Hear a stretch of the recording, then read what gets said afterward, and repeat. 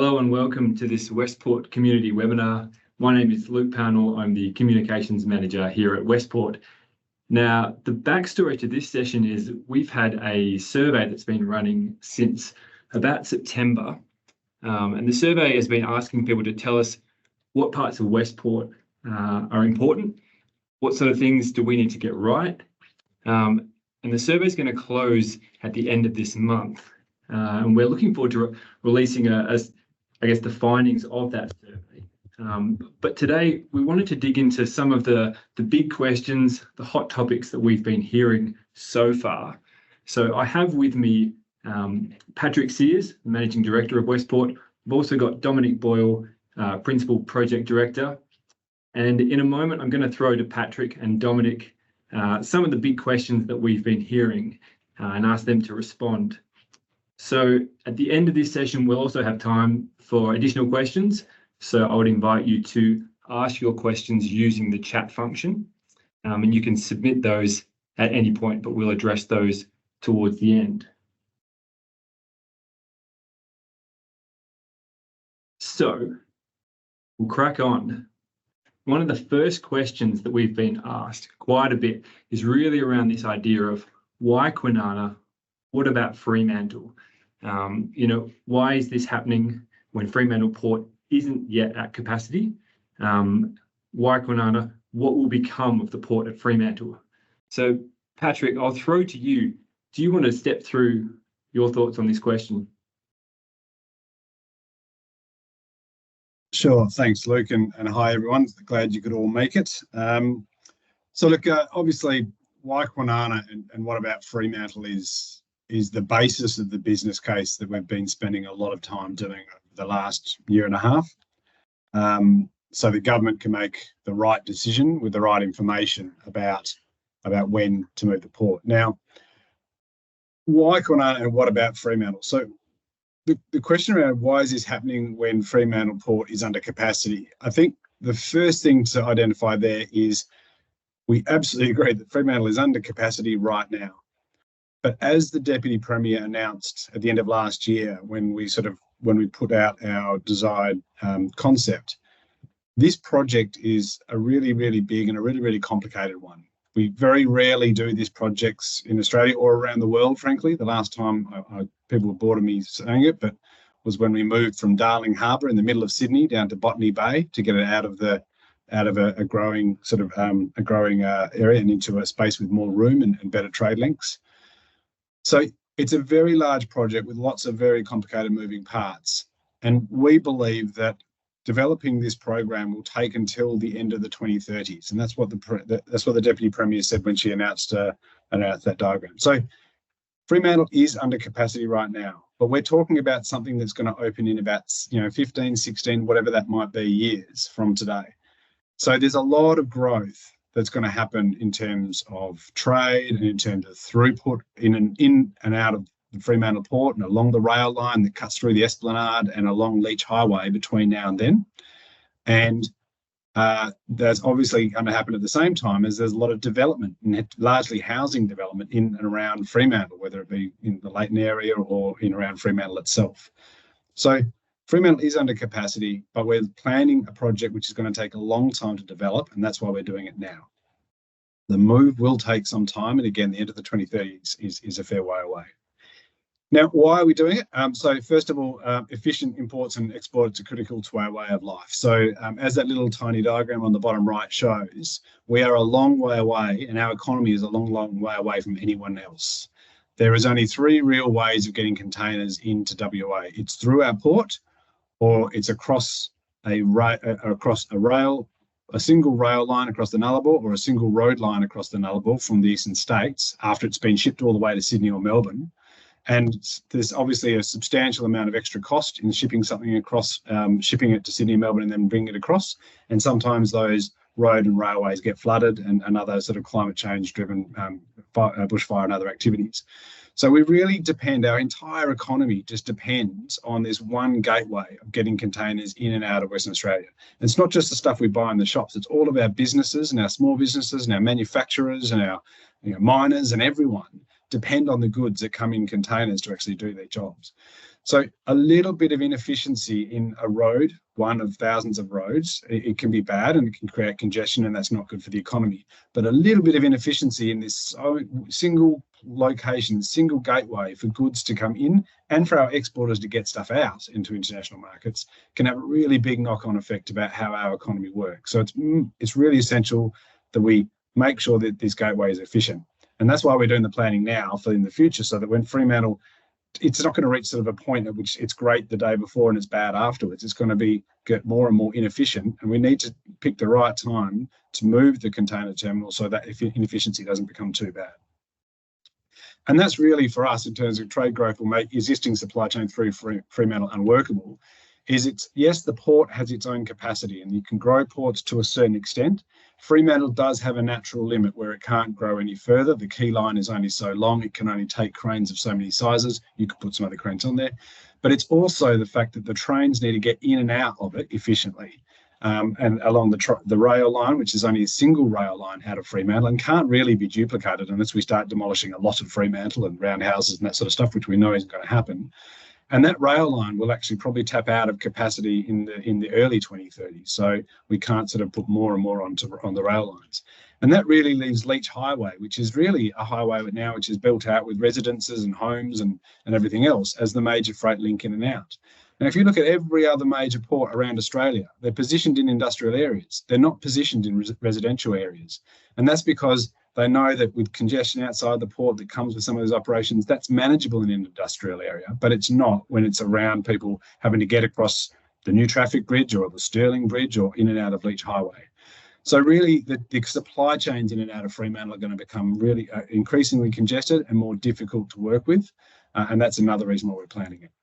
And that gets to safety as well. So, obviously safety is not something that ever be compromised, but you deal with safety just by reducing limits and having more sort of interactions with the roads. And that's something which is going to create difficulty for all the people living around that location as well, which again, there'll be an increasing population, increasing density happening in this area over the next 15 years as well. Another reason is Kwinana has so that's, what about Fremantle is, it's a good operating port now. It's quite efficient, but it is going to become congested. It won't be able to take the bigger ships, which we expect to start coming in the 2030s as well.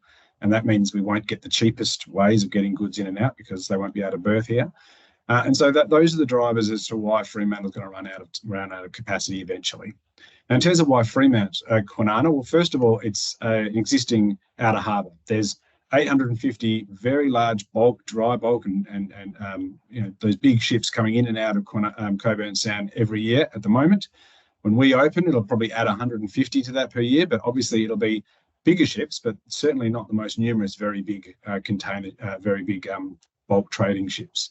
So it's an existing outer harbour. It's our primary industrial area.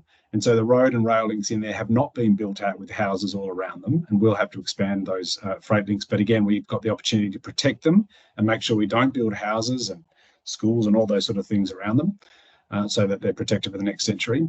And the other reason is that there's almost no industrial land around Fremantle. 60 years ago, that was a huge amount of industrial area, but it's all been developed into housing now. And the very few locations which do have industrial or commercial activities are really built out with existing operations. Going down to Kwinana, there's about 1,200 hectares of undeveloped land, which is just land that could eventually have warehouses. And even after that, there's just 10 times the amount of industrial land around the port. So you are putting an industrial operation, an industrial port, into an industrial location with the capacity for warehousing and businesses who want to export or importers to grow and to set up shop around the port. So that's obviously a key driver. So I think, that's for me, Luke. That's the key reasons in terms of why we'd be moving away from Fremantle eventually. Our job is to find the right time, and why Kwinana is the right location is because of that industrial hub, because it's protected by Garden Island, and we really don't have any other embayments or anything which are suitable for large ships to dock in safely. All right. Thank you, Pat. I'm going to throw to Dom for this next one. So this one's really got a roads focus. How are you planning for increased traffic? So some of the things that we've heard are the trucks going to increase on Kwinana Freeway and in the local area? What traffic modelling has informed the design? So Dom, over to you.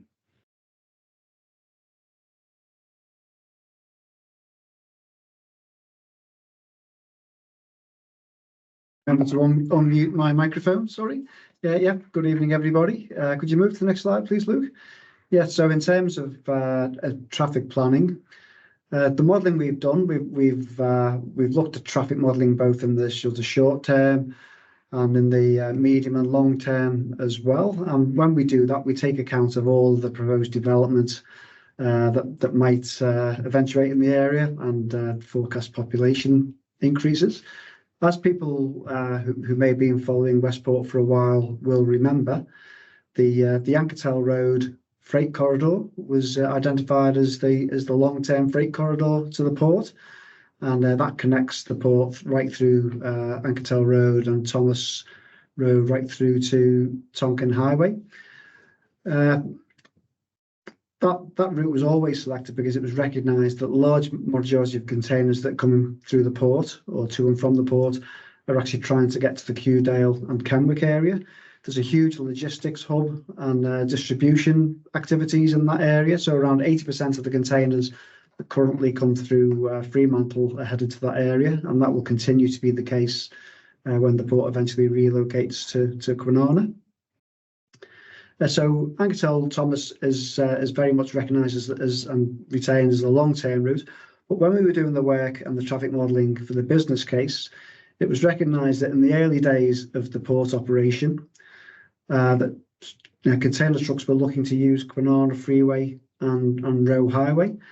But as a route, that is around 6 kilometres shorter, and the way the traffic models work is they sort of look for the fastest and the sort of least cost route to get from A to B.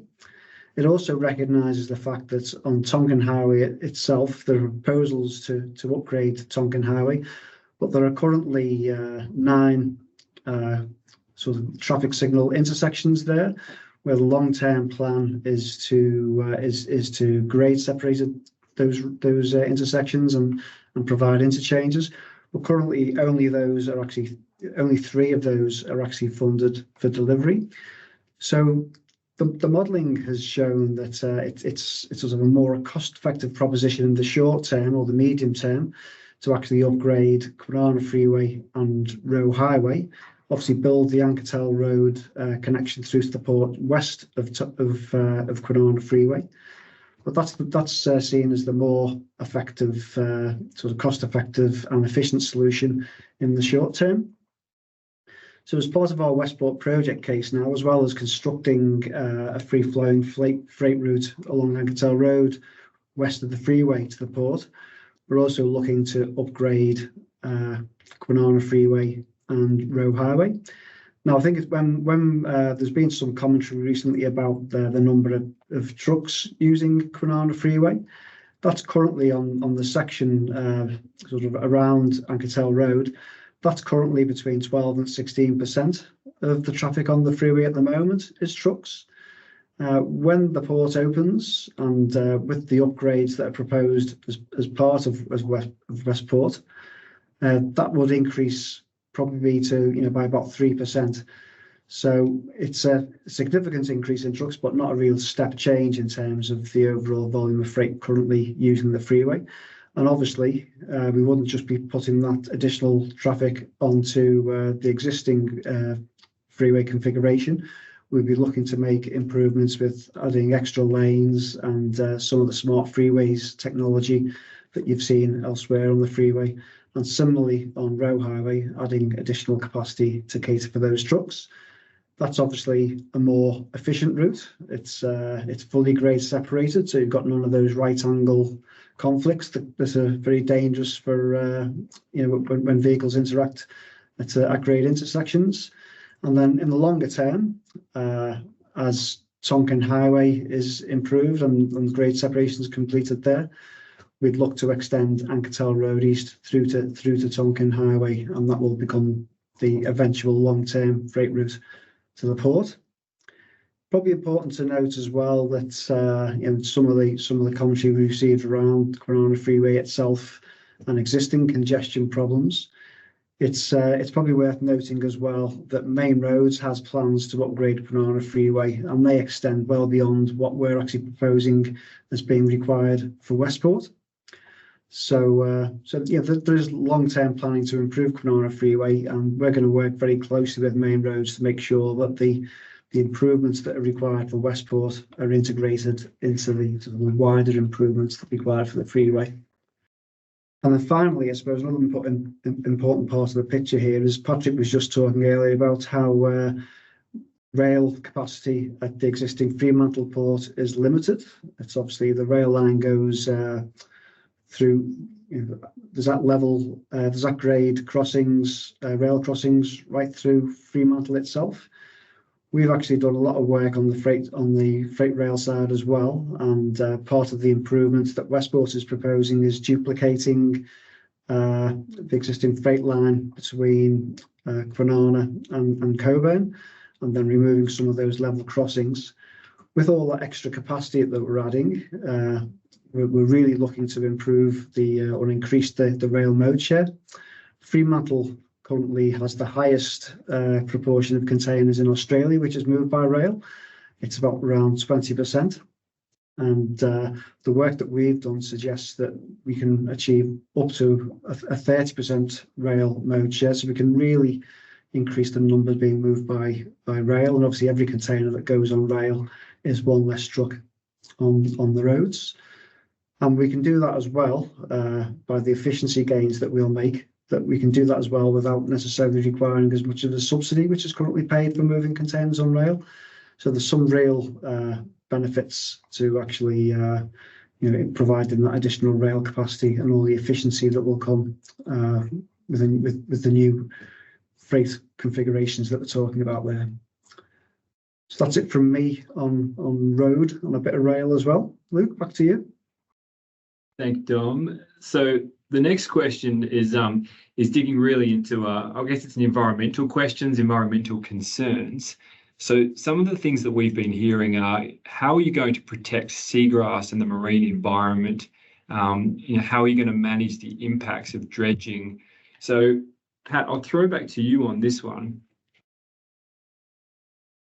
Sure, thanks, Luke. And look, these are probably the questions that certainly for me personally, and I know the team has spent a lot of our focus and a lot of our priority has gone to answering these particular questions, and frankly, a lot of the investment we've made over the last couple of years. So we're first of all, just generally around the environment, we've done, because of the importance of Coburn Sound and to so many people, both recreational fishers, people that just enjoy it, and just the general community, because we understand that there is that this general value of this place, is that we've done well above and beyond the level of work that you would normally do in a business case, and that's also triggered the early referral to the EPA, because we need to know that what our plans are in terms of how we'll approach this project are going to result in Coburn Sound bouncing back and being better than ever by the time we're finished.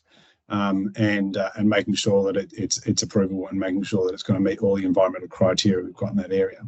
So we've been doing a huge amount of work. I think just there it notes the $13.5 million WAMSI Marine Science Institution project. Now, obviously, WAMSI is an entirely independent science group. It's all the universities and a couple of the national research bodies. All their work is peer-reviewed independently and everything, and we've committed also to having all of that posted onto our website or their website so everyone can see. And so when we put our environmental assessments through next year, the actual final public environmental review, people will be able to go back and find all that data and find all the science that supports that and check it for themselves, knowing that it's come from an independent source. So we spent a lot of money and a lot of time and a lot of effort through that program, and then through our own work using some of the data that's produced.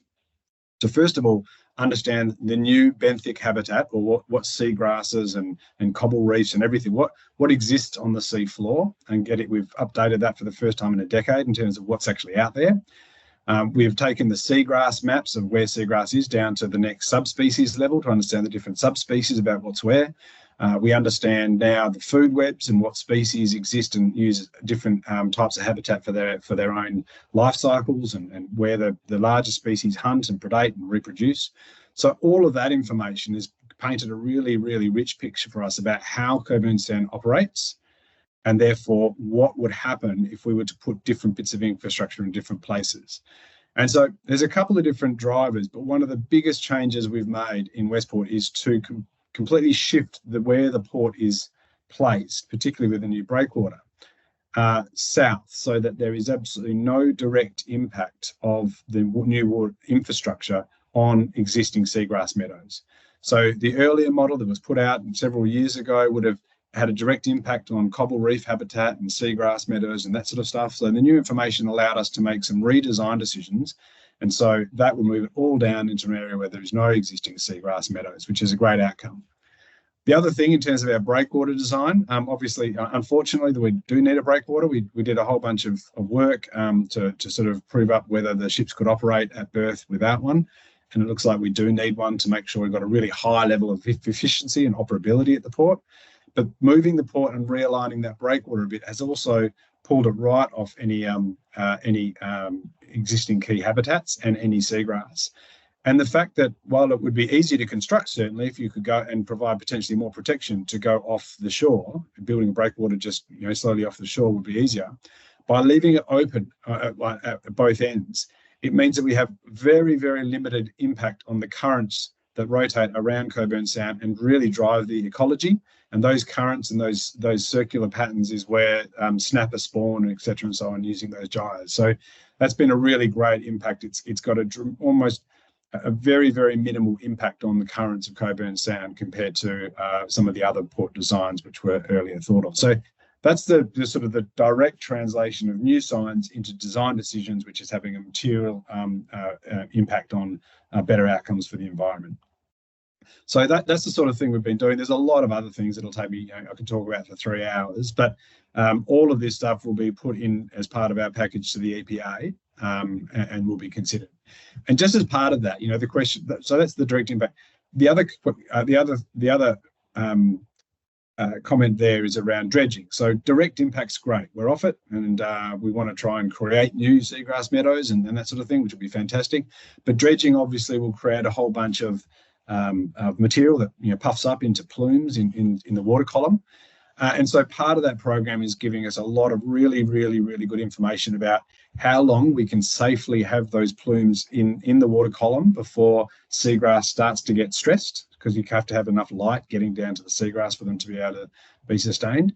And what type of dredging material can we have in different areas so that doesn't really blanket seagrasses. So that's really helping us design our dredging program really carefully about how long we dredge in certain locations before we have to move into a different area, and what type of equipment we need to use in terms of dredging equipment. So it minimises plumes and reduces that impact. So all of that information is being compiled right now. We're modelling how we'll undertake the dredging program to make sure there is really minimised and potentially no long-lasting impact. And so far, some of the results are looking pretty positive. I'd also say quickly that our dredging program and the equipment is really focusing on dredging equipment which can dredge up the sea floor that we need in front of the port, which again is at the moment just sort of a bare sand, and then use all of that material in reclaiming the port. So rather than having to go out and find a sea dumping location where you go and pour it out into the sea, which happens with a lot of dredging programs, we plan on using nearly all of that material, if it's suitable, to actually fill up the areas that need to become the actual hard stand of the port. And that has the benefit of reducing the marine impacts, but also reducing the need to go inland and find quarries to provide that material and bring it to port as well. So we've still got some work to do in geotechnics, but those are the sort of key aspects of what we're trying to do to avoid and minimise and mitigate the impact on the environment from the program. All right. Thank you, Pat. Now, we've got a bit of time left. Before we get to some questions from the session, what we want to do, there's some other things that we've heard in the survey, but to get through these things quite quickly, I'm wondering, Pat, if you're able to give us a quick true or a false on some of these things we've been hearing about Westport. So, Pat, just for you, the new port will be owned by foreign investors. Yeah, that's false. So, the Deputy Premier has come out previously and sort of said this will be maintained as a state-owned port. There's a lot of long-term leases which have been given elsewhere. I think I saw some of those comments talking about other ports which maybe have long-term leases to some other countries. So the Deputy Premier at the moment, Rita Saffioti, has indicated that she intends this port to be a government-owned port. There obviously is a lot of work going into where we can actually seek other investment anyway to come into it without losing control and without losing ownership. So yeah, the intent is not to privatise this port, and that's been stated by the Deputy Premier. All right, thanks, Pat. And if you can, quick answers on these, because I still want to get to a few questions from who's online. So the next one is, all jobs at the port will be automated. No. So there is obviously a step up in the amount of automation that we are planning for, and our design at the moment talks about high level of automation because it does look forward to 2074. But there is opportunity there, we'll be looking at this, and even then it's semi-automated in key areas where you'd have the automated equipment working alongside people, just as you see in a lot of other ports around the world at the moment who are moving in that direction. What about the cruise terminal? Will it remain in Fremantle? Yes, that's part of the long-term plan and future of Fremantle, which is, I think, published some initial scenarios about what the location of Fremantle may look like once the containers and other trades have gone. It certainly maintains cruises in Fremantle. I think that's obviously part of the long-term plan of government. Westport will compromise WA's defence capability. True or false? Not at all. We're working really actively with the Navy and the Australian Naval Infrastructure, who's building all the work over in Stirling Barracks at the moment and is looking forwards around Henderson. So some of the other benefits we have, we've been designing our channels and we've been designing open-ended breakwaters environmentally. It also has the additional benefit of allowing, future submarines or whatever they are to drive through our port area up to the Henderson and AMC area without requiring a major additional dredging across the top of the Kwinana Shelf. So we've been sharing all of our work with them, and that's really helping them along with their planning. So it's actually quite complementary. Livestock, will it be moved to Kwinana? No, that is not currently the plan to move livestock to Kwinana. There is obviously livestock, there's both sheep and cattle. The discussion around sheep is obviously a very live issue at the Commonwealth level. So there's a lot of direction coming from Commonwealth rather than what WA might be doing in that space. And there are options being explored by the Department of Transport right now about future location of cattle and looking potentially at other regional ports as well. But it is not intended that they will come to Kwinana. And last one, fishing, will it be banned in Cockburn Sound? No, not at all. So, the port, I think, if you think about Fremantle Harbour right now, I mean, and one of the other things we haven't spoken about is congestion in the harbour. You've got port operations and you've got hundreds and thousands of people driving their little boats in and out who want to go out and fish, and they coexist at the port. That works perfectly well. There's about 6% of Cockburn Sound, 5 or 6% of Cockburn Sound, which if you look at how big Westport is, it's that location which obviously will either be reclaimed land or you won't be able to access because of breakwater or something.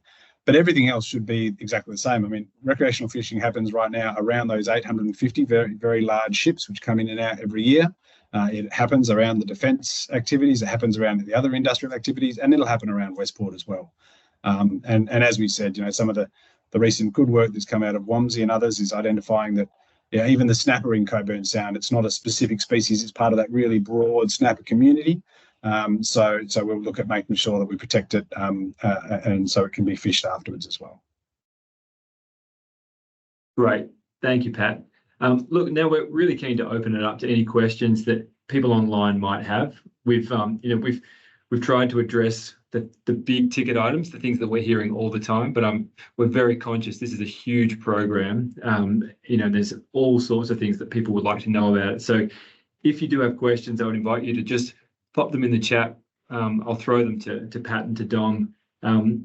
There's one there at the moment that's really just it's probably similar to what we were talking about before, but it's specifically asking about AUKUS and whether there's going to be any overlap with AUKUS. And just, I guess, understanding about, the channels that are there. There's the new channel, there's an existing channel. Perhaps, can you speak to that one? Yeah, sure. I sort of feel like I've covered some of this previously. So as I said, no impact on Stirling over in Garden Island, and the Navy is entirely comfortable with our plans as it relates to access to Henderson and the AMC, which is further north from Westport, at the other side of Mount Brown and the cliffs. The in terms of the second channel, so really the choice around the second channel was actually driven by Westport and not Defence. Turns out there was a lot of work done, as I said, around seagrass mapping, and because seagrass had grown up very close to the existing channel, and because the design of our new channel is to put it through areas which have previously been dredged and through areas where there is no seagrass, it might sound strange, but the actual amount of seagrass impacted by a brand new channel is much less than if we were to widen the old one. The fringe benefit of that is we now have 2 different access channels into Coburn Sound, which obviously is appetising for all people using it because you sort of spread the shipping out and obviously appealing to the Navy as well. So that's a good outcome. As I said before, it means that while we've got 0 direct impact of seagrass in Coburn Sound, I think we're still only about 2.5% of seagrass impact outside of Coburn Sound as well, which is a wonderful outcome. So yeah, everything's working. Everything's fine with AUKUS and the developments there. The only thing we are doing with Navy, which we need to take care of, is we want to make sure we don't do all the activities at the same time. So we're making sure, or we're working with them to avoid doing all the dredging at the same time, because that's a lot of impact at the same time, and spreading it out so it's fine for the environment. And also making sure that we don't build everything at once so we're competing for the same workforce and material. So it's a really good collaborative relationship there. Thanks, Pat. Just waiting to see if there's any last questions on the chat. Otherwise, Dom, I might throw to you. I'm just thinking, something that we often get asked is really about timing for Westport. We try to emphasise this is a long-term planning program. This is going to play out over a decade plus. Are you able to give any sense of where Westport's at with timing? Yeah, so some of the detail we've done to inform the business case is to look at, a design. We've obviously got our preferred concept design now, but we've done a construction strategy, quite a detailed one, just to give us a sense of all the different activities that we need to do to move from where we are today with just starting on the environmental approvals journey, right through to having to replace the Kwinana bulk terminal. There are a few constraints which we need to deal with before we can even start building the port. And once you put that super thing together, we're looking at sometime in the late 2030s when we think the first container would move through the new port at Kwinana, and then obviously there's a transition period. It just doesn't turn off Fremantle one day and turn on Kwinana the next. So there's going to be a transition period there. So that's the sort of time period from now to the earliest date we could probably open the new port. But there's an awful lot of activity which we will be starting sooner. Like we talked about the Anketel Road corridor, as well as being required to actually operate the port and to move freight out of the port by road. We're actually going to need Anketel Road in place to construct the port. There's obviously heavy construction. There's a lot of materials we're going to have to move to site there, and we want to make sure that we do that in a way which doesn't impact adversely on the rest of the Kwinana industrial area. So there's a lot of work up front, and that there's the highway works. There's potentially some of the rail works might come on earlier as well, and all that work around the bulk terminal as well. So a lot of key activities we have to do to sort of move towards that late 2030s date for the port opening. Thanks, Dom. Okay, so it's late 2030s. There's another question there, which I guess relates. They were saying, if there was additional funding that was provided, you could fast track the approvals. Can we do it quicker? What's the earliest that the port could move? Pat, do you want to answer that one? Look, to be honest, we're pretty keen on having a really robust regulatory process for this. It's a big project in a pretty precious place for a lot of people, and I don't think fast tracking approvals is appropriate. I think it needs to have a proper assessment. So I think Dom's spoken about the likely dates. Obviously, while we've done an extraordinary amount of work on things such as environment and commercial arrangements and design to an extent, the way infrastructure planning works in Western Australia is you do the business case, and if government wants to proceed, you then do a period of definition, which we do in parallel with the approvals. We wouldn't wait for them to finish and then start. So we're not going to be dawdling. But if government decides to proceed, in definition, that's when you really stress test the construction strategy and you look at opportunities to find opportunities to shorten it, but you also really understand some of the risks and actually expose them as well. So at the moment, I think the timeline Dom spoke about is what we should share and what we should be talking about, and then definition will work through that process in a bit more detail. It is important, again, even if we do get, getting the approval is one thing, but looking after Coburn Sound and constructing it in a careful way so that we A, look after the environment, but B, also make sure that the Kwinana bulk terminal continues to operate while we're building this and then can transition, which is absolutely critical for our economy, makes it a complicated build, and rushing really isn't the solution for a project like this. Are there any estimates? This question says, any estimates of potential financial benefits for the area or community by relocating the port? I guess it doesn't really clarify whether that's the Kwinana area, where the port is going, or whether that's Fremantle, which is, is going to adjust to life after port. So, Pat, do you want to address that one? Sure. In terms of economic benefits to Kwinana, it's not been the central driver for the business case. As I said, this is really the state's. This is a linchpin in the state's economy, in the entire Perth metro area, but also the wider state. So really, the business case is focused on economic benefits, which probably sit above those in the local area. There is certain pieces of work we've done looking at, the attractiveness of the area to having a port there, and sort of saying, well, we forecast that 400 odd hectares of land, people just move to it straight away by having a major port here, looking at the economic attraction that comes from other major port developments. And that's a lot of different businesses and obviously a lot of different jobs. But we haven't done the detailed analysis of exactly the benefits that'll flow to Kwinana, Coburn, Rockingham, and Serpentine, Jarrahdale of having this port here. I think we can obviously acknowledge that there will be a huge amount of a workforce required for a decade to build this thing. And then obviously businesses will move here to be near a port now that there's free industrial land where they don't have that opportunity to move there around Fremantle. As it relates to Fremantle, there is work that is done under the Future Fremantle project, looking at the economics of the port being in Fremantle. But it is a fairly isolated industrial activity at the end of a peninsula in Fremantle, with most other activities not necessarily being related to the port. And again, the amount of jobs and economic outturn of Fremantle through what is envisaged through the Future Fremantle project would probably be a step change increase in that location as well. So sorry, it's a bit of a roundabout with the answer, but I think some of what we've built into the business case is probably looking at the state picture rather than the very local picture.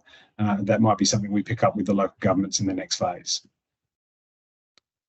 All right, I think we've got time for one last one. So Dom, I'll throw this to you. And it was really, I guess, a follow-up to the conversation about AUKUS, about submarines, that sort of thing. And it was asking, are you saying that the submarines will share both sea channels with Westport? Are you able to speak to that one, Dom? Yeah, maritime isn't really my strong point, but my understanding is that the harbour master, this will fall under the responsibility of Fremantle Ports, and Fremantle Ports is a harbour master, and he's responsible for maritime safety and the operation of the port. I suppose what I'd say is, if a nuclear submarine wants to get into Coburn Sound, everything else gives way.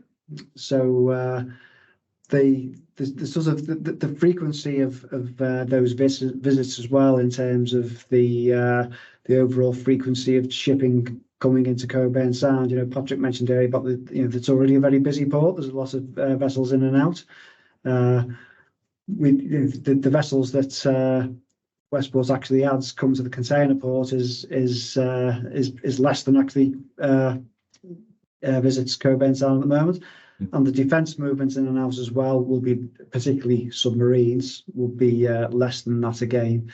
So I suppose in summary, the harbour master has the responsibility for making sure that all vessels in and out of both the existing port and the new port in Coburn Sound operate safely and effectively. But you could imagine a nuclear-powered submarine is going to be given priority.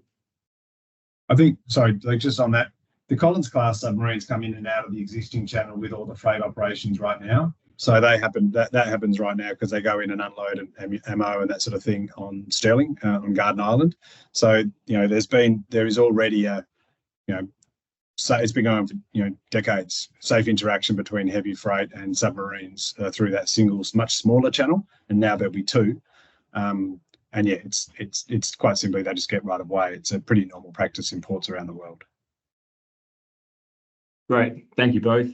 Look, I think we'll wrap it up there. Appreciate everyone who's tuned in online. Again, appreciate everyone who's completed our survey and provided this feedback. We really rely on hearing what's important to you. I'll just reiterate that the survey is open for 1 more week. So if anyone hasn't completed the survey, please do so. You can access it via the Westport website. So thanks again to everyone who's participated, and stay tuned for more community webinars. Thank you.